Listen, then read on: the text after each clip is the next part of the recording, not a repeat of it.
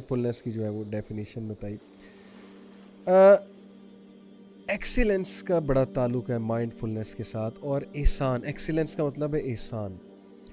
नमाज में एहसान क्या है?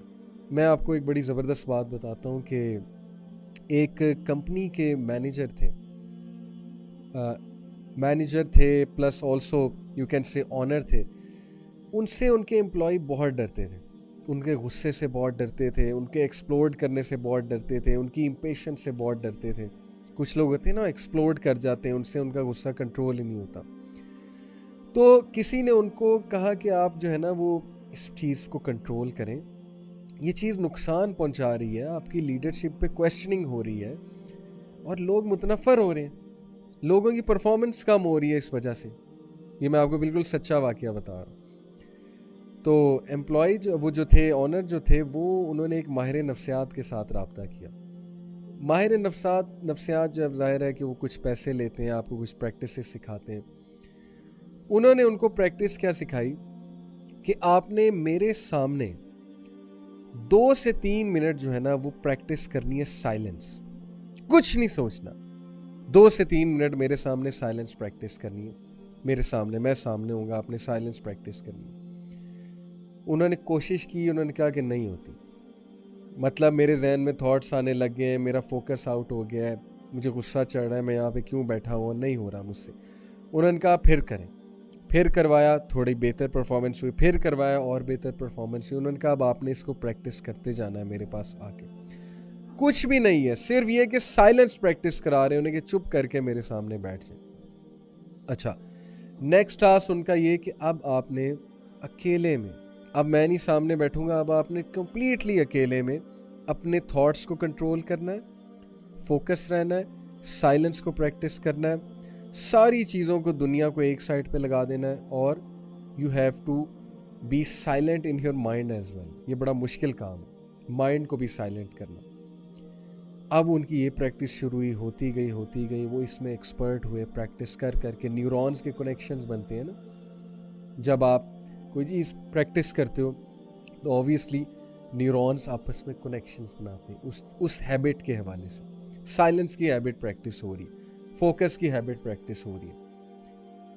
इतना फ़ायदा हुआ उन्हें इन एक्सरसाइजेस का कि अब कोई भी बंदा उनके सामने कोई उनके मिजाज के ख़िलाफ़ बात करता, या कोई भी बंदा कोई ऐसी बात करता जो जिससे उनको गुस्सा चढ़ने का कोई चांस था, अब उनमें पेशेंस भी आ गई, फोकस भी आ गया, और साइलेंस रहने की आदत तो थी ही, वो भी सीखी वहाँ जाके। And he was so amazed कि यार ये आपने मुझे क्या कराया, मतलब it has literally changed me.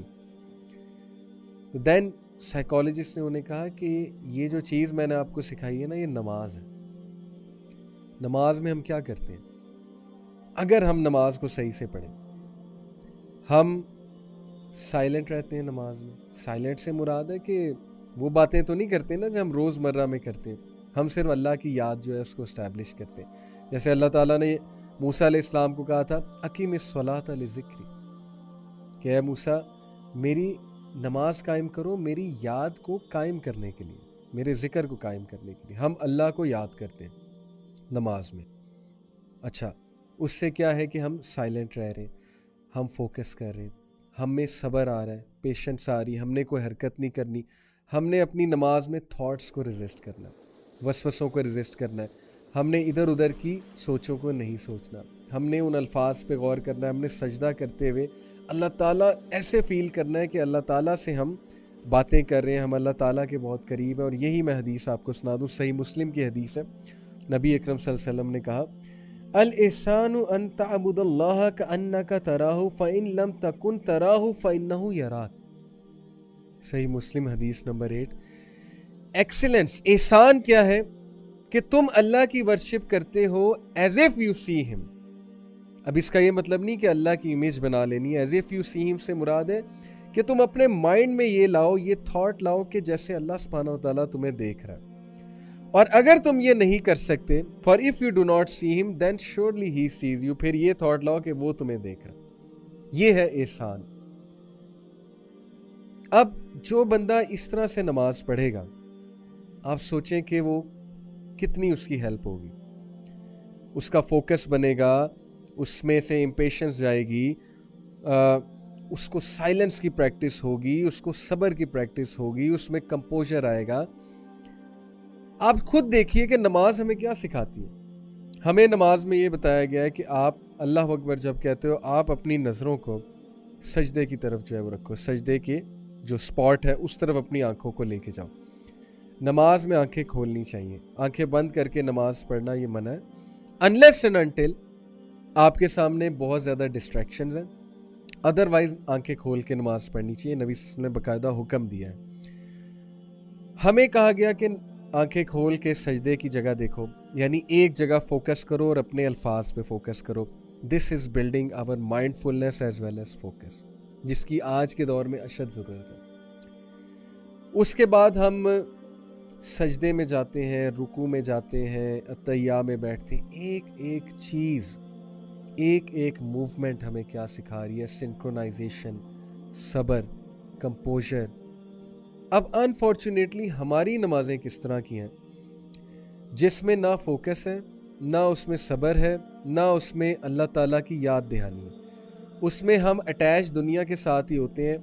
हम नमाज में कोई प्लानिंग कर रहे होते हैं, कोई थॉट सोच रहे होते हैं। बहुत मुश्किल हो चुका है फोकस रह के नमाज। और लोग ये बड़ा सवाल करते हैं कि how to be focused in सलाह। The answer is just be focused. ये इसका आंसर है। और क्या इसका आंसर होगा? हाउ टू बी फोकस का आंसर है just be focused, practice focus. This is how mind sciences work. Practice करें फोकस रहने को, प्रैक्टिस करें। थोड़ी बहुत रेजिस्टेंस शुरू में आएगी, फिर आएगी, फिर आएगी, आहिस्ता आहिस्ता आदत बन जाएगी। जैसे डॉक्टर, वो साइकोलॉजिस्ट ने क्या उन्हें कहा कि अभी आप रेजिस्ट नहीं कर पा रहे, थोड़ा और करें, आप में आदत आ जाएगी, थोड़ा और प्रैक्टिस करें, आ जाएगी। करते करते करते करते आ गई आदत। तो सलाह is the most important activity of the day. नमाज से ज़्यादा इम्पॉर्टेंट एक्टिविटी कोई नहीं है हमारी ज़िंदगी में। और अगर इम्पॉर्टेंट तरीन एक्टिविटी का ये हाल है, ज़्यादातर तो पढ़ते नहीं, अल्लाह ताला सबको हिदायत दे, हमें भी हिदायत दे। जो पढ़ते हैं उसका क्या मामला है, वो हमारी नमाज़ों का क्या मामला है? जल्दबाजी बहुत ज़्यादा, इम्पेशेंस बहुत ज़्यादा, और बस सर से उतारने वाली बात है। तो इस नमाज का फिर वो फ़ायदा नहीं है जो एक्चुअली नमाज का फ़ायदा होना चाहिए। ये नमाज ठीक है, नोट तो हो जाएगी कि पढ़ ली, लेकिन वो फ़ायदे नहीं। माइंडफुलनेस इस नमाज से जो है वो नहीं आएगी। तो नमाज से माइंडफुलनेस लाएं। ये मैं आपको जो है वो टिप दे रहा हूँ अभी। एक और मैं आपको ज़बरदस्त जो है वो कोट सुनाता हूँ। देखें, माइंडफुलनेस, ये कोट सुनिए। Mindfulness is to be aware of one's feelings, thoughts and self talk. Self talk को कहते हैं हदीस नफ्स in relation to Allah. Mindfulness क्या है? To be aware of one's feelings, one's thoughts and one's self talk in relation to Allah सुब्हानहू व तआला। जो लोग अल्लाह ताला से माइंडफुल होते हैं वो अपने आप को काउंसल करते हैं। कैसे?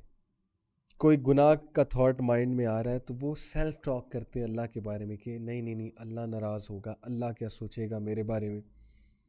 अल्लाह से बातें शुरू कर देते हैं कि अल्लाह मुझे बचा ले, मुझ पे हावी हो रहा है ये थॉट, ए अल्लाह मेरी मदद फरमा। माइंडफुल है ना अल्लाह के बारे में। जो माइंडफुल ही नहीं है वो अल्लाह से बातें ही नहीं करते, वो अल्लाह ताला से रुजू ही नहीं करते उस टाइम पे। वो उस थॉट को जो है वो प्रेफर करते हैं, जो थॉट जो है वो उनके माइंड्स में जन्म ले चुका है, और अल्लाह ताला को वो याद ही नहीं करते, औज़ बिल्लाह ही नहीं पढ़ते हैं, थॉट को रेजिस्ट ही नहीं करते हैं। और फिर ये चीज़ उनकी आदत बनती जाती है, आदत बनती जाती है, और आहिस्ता आहिस्ता उनको ओवर थिंकिंग की आदत हो जाती है।